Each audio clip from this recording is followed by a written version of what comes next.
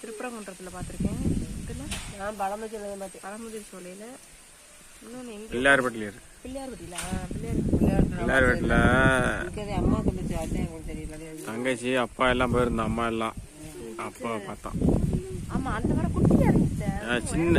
சின்ன மரம் தான். காட்டு